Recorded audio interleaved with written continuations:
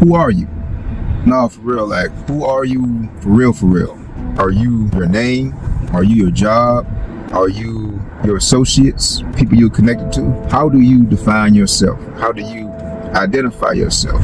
But that's really what we're here to talk about today, man. We're here to talk about the concept of having an identity, or the importance and relevance of identity.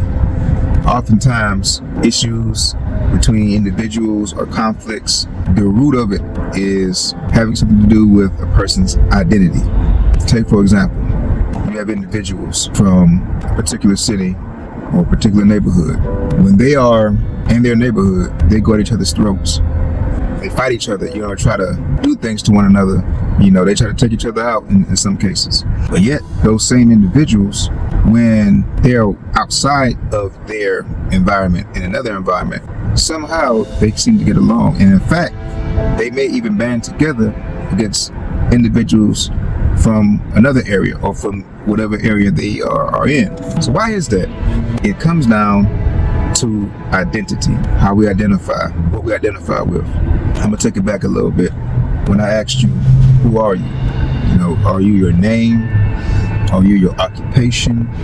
Are you a summation of the people that you're connected to? In reality, you are all of those things and yet none of those things, not entirely. Because the thing that you actually are, or what I believe, what I know to believe that we all are, is something that really can't be defined by the roles that we have assumed here, or the identities that we have come to assume in this, as you would say, 3D reality. The truth is, you might see yourself as, let's say your name is Joe, okay? You identify with Joe because you since the time you were a baby, you were being called Joe. You learned to identify yourself with the name Joe, or whatever your last name is. You're Joe.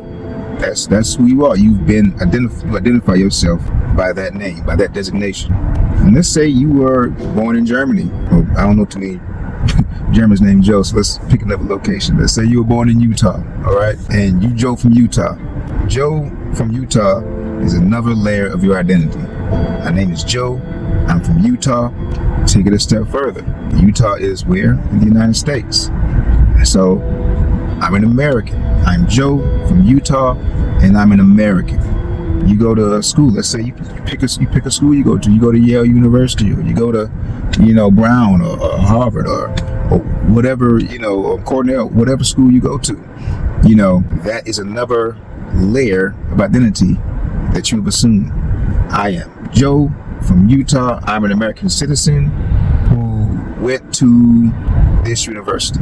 Each one of these designations are being assimilated into what you would call an identity, which in reality, they're distinct identities that you utilize in different situations. Let me go further.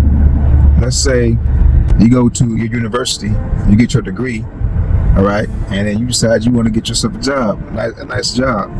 Boom, you find a job as, let's say you become a doctor, right? You go to med school and you become a doctor.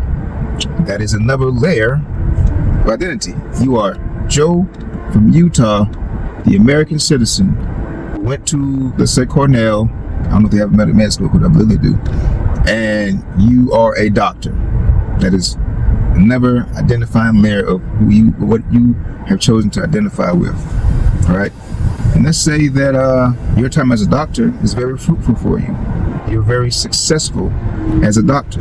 So then that adds another layer on top of your identity, or another aspect or another identity that you are taking on to. You're not just a doctor, you are a successful doctor. See what I'm saying? So let's take somebody else. Let's say Carl. Okay.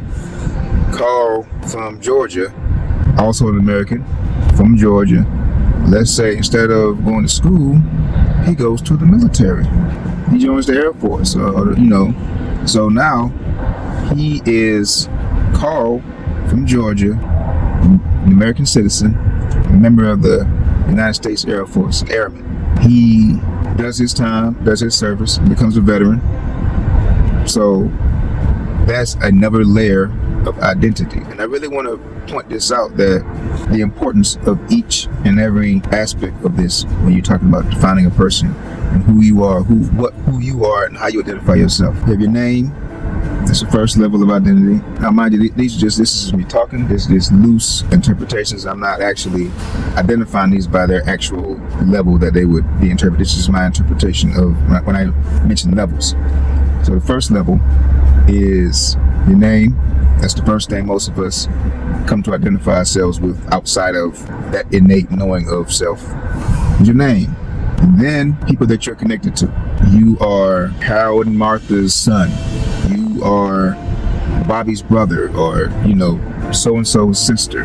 Those designations, as we get older in life, I guess, diminish as we tack on more associations and more identities. But as a child, those are very big parts of your identity. The people that you are, connected to, and depending on your culture, that may be pervasive throughout your life. Different cultures have different designations of identities. And in America, we have a public school system. Maybe you go to private school, which is another degree of identity. I went to public school. I went to private school. That's where I'm going with this. Different ways that we not just differentiate, but things we identify with.